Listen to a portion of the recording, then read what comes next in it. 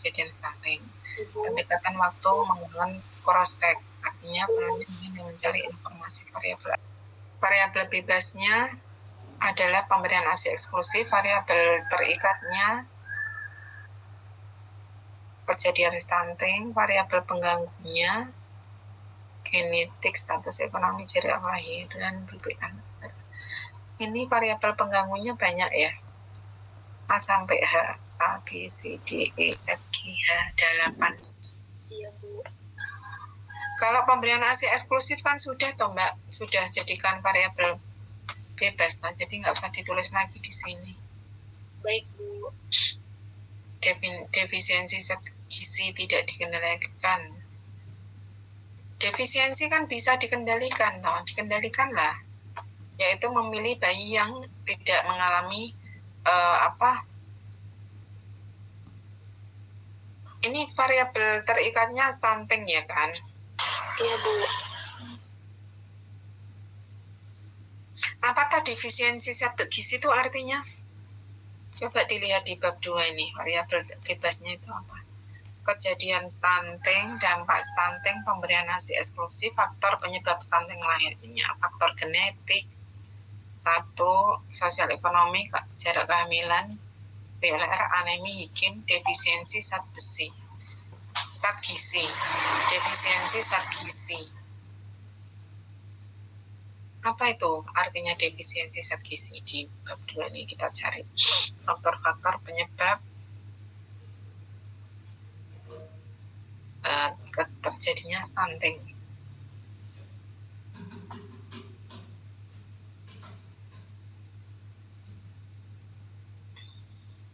Ini kok nggak ada Mbak faktor yang mempengaruhi stunting yang ditulis di kerangka teorinya Mbak Rafika.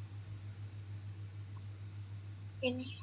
Ada, Ibu. Nah ini loh Mbak, penyebab stunting itu ada faktor genetik, cocok ya. Terus yang kedua, status ekonomi ada ya di bawah tadi. Jarak kelahiran tadi ada nggak? Ada, Bu. Ada. Terus riwayat BPLR ada? Ada, Bu. Anemi? Ada, Bu. Higien dan sanitasi lingkungan? Ada, Bu. Nah ini defisiensi adalah apa ini? Coba dibaca apa defisiensi zat gizi itu? Asupan zat gizi yang menjadi faktor resiko terjadinya stunting dapat dikategorikan menjadi asupan gizi makro dan makronutrien, asupan gizi mikro atau mikronutrien. Berdasarkan hasil penelitian, asupan zat gizi makro yang paling mempengaruhi terjadi stunting adalah asupan protein. Sedangkan asupan zat gizi mikro yang paling mempengaruhi kejadian stunting adalah asupan kalsium, seng, dan zat besi.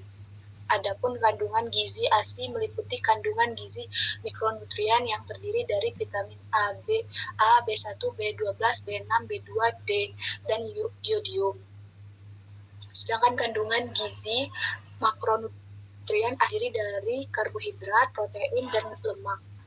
Kandungan gizi makronutrien pada ASI selalu dipengaruhi oleh pola makan ibu hamil. Ya, dengan membaca pengertian dari defisiensi zat besi ini, terutama kan tadi defisiensi zat gizinya yang makro itu adalah kurang protein, kalau yang mikro adalah kurang zat besi ya, zat besi. Asupan zat besi. Nah itu sulit ya mengendalikan ya, tidak bisa ya, jadi tidak bisa dikendalikan. Oke, terus ini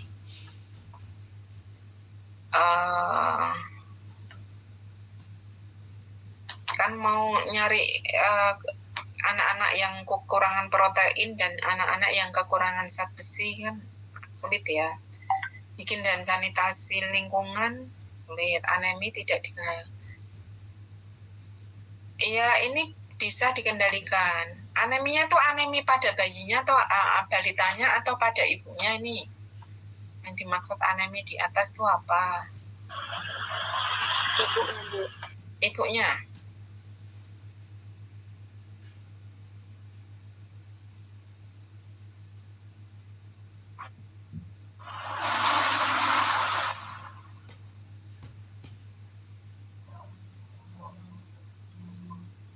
Ini ada faktor-faktor yang kejadian stunting ya.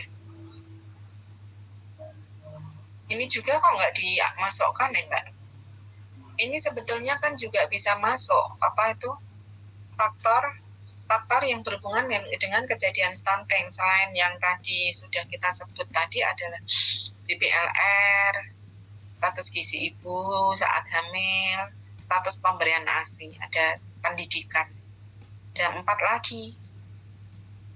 Baik Ibu. Ada 4 lagi Mbak tambahan faktor yang mempengaruhi status stunting selain defisiensi besi, jarak kelahiran, status ekonomi, faktor genetik. Mana anemi? Nggak ada di sini. Nah, ini anemi. Bu, ada Bu. Ya, coba anemi pada ibu hamil ya. Jadi dikendalikan dengan mengambil ibu yang tidak anemi atau bagaimana, atau memang sengaja nggak dikendalikan ya, nanti biar tahu atau bagaimana maunya peneliti apa, anemi tidak dikendalikan sehingga nanti dicari di karakteristik gitu, atau mau dikendalikan sehingga peneliti itu hanya mau melihat hubungan antara variabel bebas dan terikat, yang variabel pengganggu kalau bisa semuanya dikendalikan, tapi kalau terpaksa nggak bisa ya mau gimana lagi, itu harus diteliti gitu maksudnya. Jadi kalau bisa ini dikendalikan, yaitu memilih ibu yang tidak mengalami anemi gitu ya. Baik Ibu. BPLR dikendalikan melalui responden berat badan lahir normal, jarak kelahiran, status ekonomi, genetik, insanitas diri. Yang tadi terlewat 4 tadi ditambahkan Mbak di kerangka teori, kerangka konsep maupun di definisi operasional atau pengendalian variabel pengganggu. Baik. Ya. Siap Bu. Oke, terus ini definisi operasional juga saya masukannya sama. Ini secara teori ya, ASI. Pemberian ASI adalah sumber asupan nutrisi bagi bayi yang mana ASI ini bersifat eksklusif. Nah, ini yang simpel, kalimatnya padat, tapi kontennya kecakup gitu ya Mbak. Jadi 0 sampai 6 bulan ya, pemberian ASI saja dari usia 0 sampai 6 bulan gitu misalnya ya. Ini bisa diringkas. ASI adalah sumber asupan nutrisi bagi bayi baru lahir yang ya kan namanya ASI, yang mana ASI ini bersifat eksklusif. Ya kan ASI eksklusif atau enggak kan tergantung pemberiannya ya.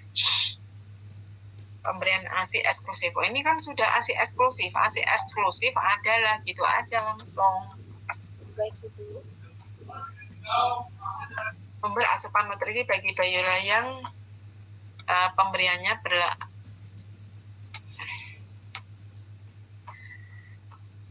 pada bayi gitu aja. Pada bayi berusia 0 sampai 6 bulan dah gitu. Stunting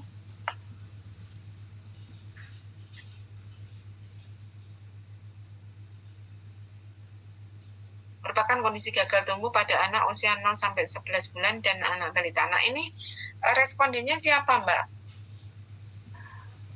Anak balita. Iya. Balita. Iya, balita, Bu. Balita. Balita itu bawah 5 tahun. Berarti usia berapa bulan? 5-9 bulan ya. 0 sampai 9 bulan dan anak balita akibat dari kekurangan gizi terjadi sejak bayi dalam kandungan dan pada masa awal setelah bayi lahir, tetapi kondisinya baru nampak setelah anak berusia 2 tahun. Nah, tapi ini respondennya balita ya, hasil pengurangan tinggi badan yang dibandingkan dengan umur saat balita dilakukan dalam penelitian. Ini coba Mbak dijelaskan Mbak pengertian dari stunting ini. Stunting merupakan kondisi gagal tumbuh. Sebenarnya yang diambil adalah sampelnya itu anak balita usia 12 sampai 59 bulan.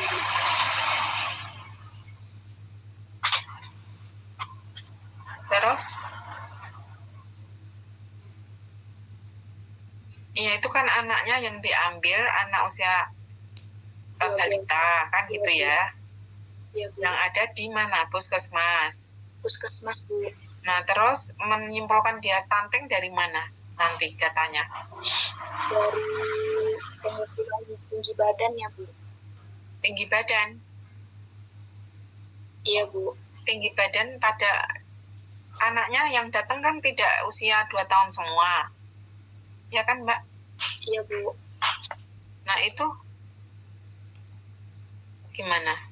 Padahal menurut teori dikatakan kalau sudah 2 tahun ya, setelah anak berusia 2 tahun. Gimana?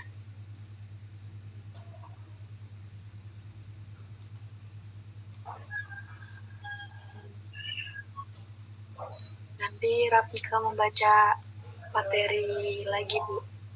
Kalau pengertiannya gitu kan berarti respondennya adalah 2 tahun ke atas, 2 tahun sampai 5 tahun. Karena setelah 2 tahun, nah itu tinggi badannya tidak sesuai dengan seusia anak-anak seusianya, berarti itu dengan tentunya tidak atas dasar pendek aja ya, atau gimana. Nah itu harus jelas, Mbak. Nah terus yang menentukan bahwa dia stunting apa enggak, siapa?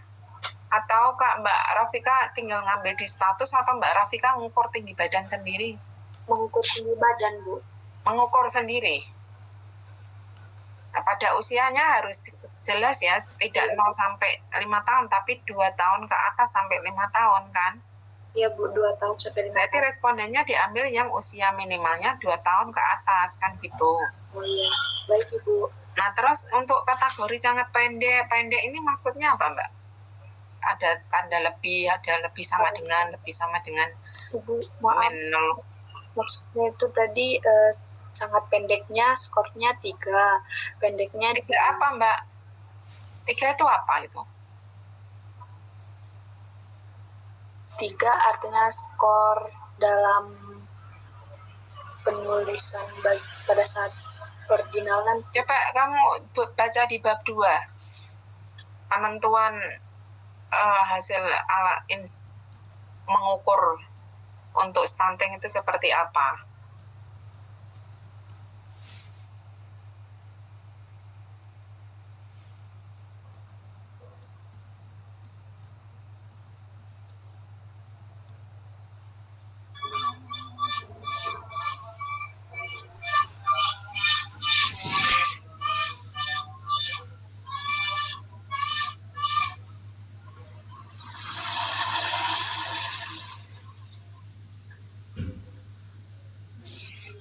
Ini kan tidak hanya pendek ya, anak yang dalam kategori stunting itu, tapi pertumbuhannya melambat, wajah tampak lebih muda dari anak seusia, pertumbuhan gigi terhambat, menurunnya kemampuan memori, pubertas terlambat.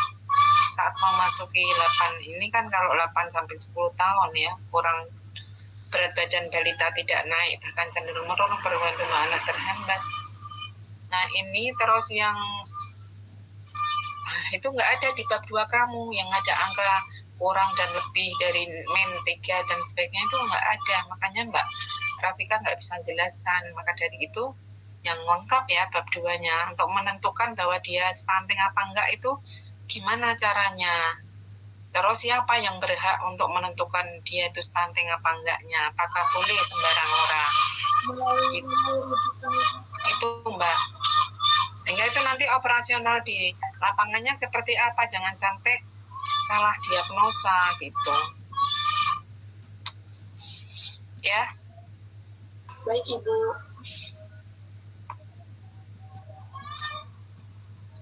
Ini populasinya 59 ya di puskesmas. Populasinya siapa? Ini juga ibu yang mempunyai balita. Nah ini kan umur 2 tahun Mbak, 24 sampai 59. Nah, kok nggak menguasai materinya sendiri sih? Maaf Ibu. Tolong ya, dipelajari, jangan asal nyomot-nyomot, tapi difahami. Ini kan 24 sampai 59. Sementara di definisi operasional tadi nggak sinkron. Nih, bayi. Iya Bu. Kan? Ya, disinkron.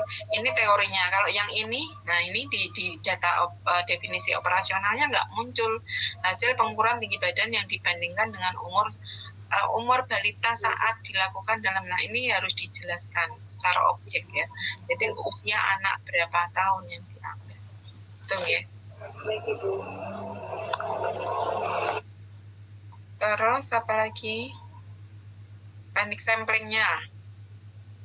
Nah ini adalah anak umur 2 tahun sampai 5 tahun di puskesmas X. Sebesar berapa populasinya?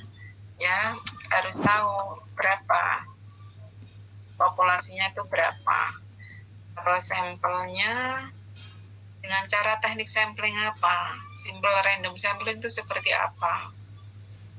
Tapi kalau simple random sampling, yaitu random tapi dengan simple, itu juga harus ada penentuan besar sampelnya dengan mengacu referensi dari mana, itu kurang di sini ya untuk rumus besar sampelnya. Rumus besar sampel yang mau dipakai ya itu mau pakai apa, terus ketemu berapa. Kemudian alatnya itu nanti untuk pengetahuan kuesioner. Kalau untuk stuntingnya pengukuran tinggi badan yang digunakan dalam melihat dengan kapasitas 2 meter dengan ketelitian 0, cm. Kuesioner ini untuk mengetahui variasi eksklusif. Ya, jadi ini harus alat dan pengumpulan data penelitian ini lebih detail lagi supaya menjelaskan di definisi operasional tadi kenapa dikatakan stunting, dikatakan enggaknya itu di sini, Mbak. Ya, dijelaskan, ya. Nggih, Bu. Ketika, ya.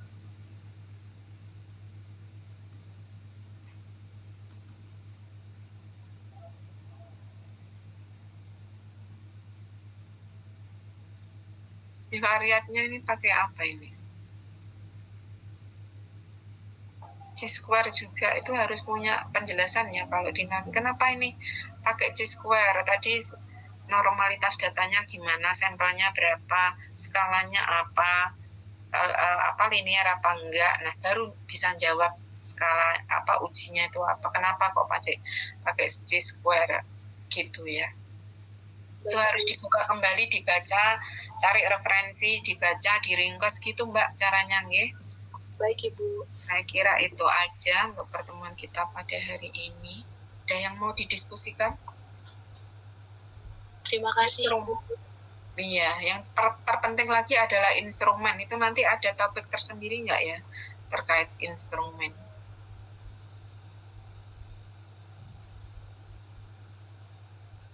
Ya, saya kira nanti ada. Harusnya kalau nggak ada itu di sini bahas tentang instrumen itu gitu ya. Ada yang mau ditanyakan? Kalau tidak ada, kita cukupkan sampai di sini dulu ya pertemuan kita pada siang hari ini. Marilah kita tutup dengan bacaan hamdalah bersama-sama. Alhamdulillahirabbil alamin. Assalamualaikum warahmatullahi wabarakatuh. Waalaikumsalam. Waalaikumsalam warahmatullahi wabarakatuh.